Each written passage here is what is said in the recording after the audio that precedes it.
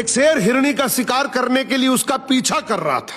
हिरनी भागते हुए दो हट्टे कट्टे बेलों के पास आई और बोली, प्लीज मुझे बचा लो, नहीं तो शेर मुझे खा जाएगा। काला बेल और सफेद बेल बोला, तुम चिंता मत करो, हम शेर को देख लेंगे। जैसे ही शेर वहां पहुंचा उसने कहा, ये मेरा शिकार है, तुम दोनों यहां से हट जाओ। काला बेल बोला, ये हमारी दोस्त है, इसलिए हम तुम्हें इसे कभी नहीं खाने देंगे।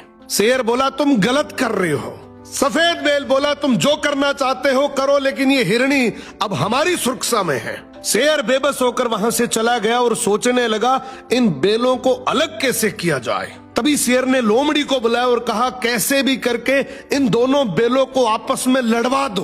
तू एक बार इन दोनों को अलग करवा दे, फिर मैं एक एक करके दोनों को खा जाऊंगा। लोमड़ी बोली, जी हुजूर, अभी जाती हूँ। सबसे पहले लोमड़ी सफेद बेल के पास गई और बोली, मैं तुम्हें एक बात बता रही हूँ, आगे मत करना।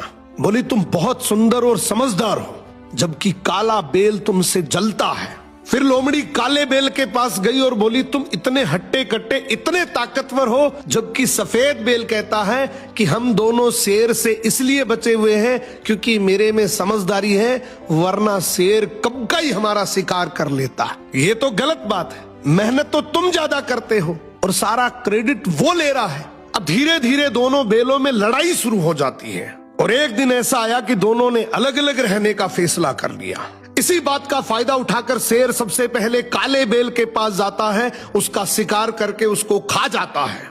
अब लोमड़ी कहती है, हुजूर, सफेद बेल भी जंगल में अकेला घूम रहा है।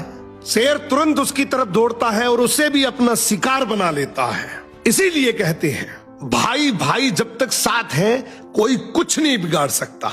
और जैसे ही एक दूसरे से अलग हुए, हर गली नुक्कड़ पर ऐसी लोमड़ियां बैठी हैं जो उस अकेलेपन का फायदा उठा सकती है।